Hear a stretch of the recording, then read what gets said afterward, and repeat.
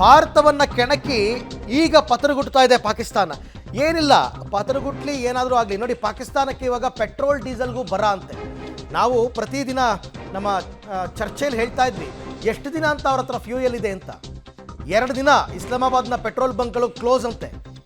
ಈಗ ಎಲ್ಲ ಸೈನ್ಯಕ್ಕೆ ಬೇಕು, ಈ ಎಲ್ಲ ದಾಳಿಯನ್ನು ಮಾಡೋದಕ್ಕೆ ಸೈನ್ಯಕ್ಕೆ ತೈಲ ಬೇಕು.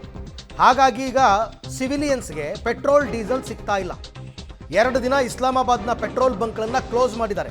ಜನರಿಗೆ ಪೆಟ್ರೋಲ್ ಡೀಸೆಲ್ ಸಿಗುವಂತಿಲ್ಲ. ನಿಮಗೆ ದೇಶಕ್ಕೆ ಬೇಕಾಗಿರುವಷ್ಟು ಪೆಟ್ರೋಲ್ ಡೀಸೆಲನ್ನು ಕೂಡ ನಿಮ್ಮ ಕೈಲಿ ಒದಗಿಸ್ಕೊಳ್ಳೋಕ್ಕಾಗ್ತಾ ಇಲ್ಲ. ನಿಮ್ಮ ಪರಿಸ್ಥಿತಿಯನ್ನು ಅರ್ಥ ಮಾಡ್ಕೊಳ್ಳಿ.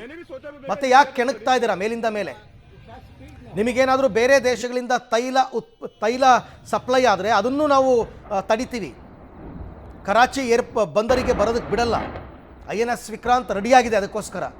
ಹಾಗಿದ್ದರೂ ಕೂಡ ಪಾಕಿಸ್ತಾನ ದೊಡ್ಡ ಮಟ್ಟದ ದಾಳಿ ಮಾಡೋದಕ್ಕೆ ಪ್ರಯತ್ನ ಪಡ್ತಾ ಇರ್ತಕ್ಕಂಥದ್ದು ಹಾಸ್ಯಾಸ್ಪದ. ನಮ್ಮ ದೇಶದ ರಕ್ಷಾ ಕವಚಗಳು ಏನಿದೆ ಅಂತಕ್ಕಂಥದ್ದು ಕೂಡ ಪಾಕಿಸ್ತಾನಕ್ಕೆ ತುಂಬ ಚೆನ್ನಾಗಿ ಗೊತ್ತಿದೆ. ಒಟ್ಟಿನಲ್ಲಿ ಅಲ್ಲಿನ ನಾಗರಿಕರಿಗೆ ಯುದ್ಧದ ಎಫೆಕ್ಟ್ ತಟ್ತಾ ಇದೆ. 2 ದಿನ ಇಸ್ಲಾಮಾಬಾದ್ ರಾಜಧಾನಿಯಲ್ಲೇ ಪೆಟ್ರೋಲು ಡೀಸೆಲ್ಲು ಇಲ್ಲ ಅಂತಂದರೆ ಇನ್ನೇನು ಪರಿಸ್ಥಿತಿ ಅಂತಕ್ಕಂಥದ್ದನ್ನು ಅರ್ಥ ಮಾಡ್ಕೊಳ್ಳಿ. ಇನ್ನೊಂದು 2 ದಿನ ಆಗುತ್ತೆ ಅಂದ್ಕೊಳ್ಳಿ. ಇನ್ನು 2 ದಿನ ಆದಮೇಲೆ ಬೇರೆ ಬೇರೆ ಊರುಗಳಲ್ಲೂ ಕೂಡ ಪೆಟ್ರೋಲ್ ಬಂಕ್ಗಳನ್ನು ಕ್ಲೋಸ್ ಮಾಡಬೇಕಾಗುತ್ತೆ.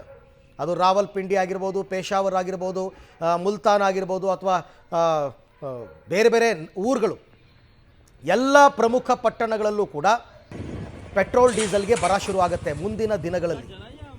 ಜನಸಾಮಾನ್ಯರಿಗೆ ಪೆಟ್ರೋಲ್ ಡೀಸೆಲ್ ಸಿಗಲ್ಲ, ಎಲ್ಲವನ್ನ ಸೈನ್ಯವೇ ಬಳಸಬೇಕಾಗತ್ತೆ.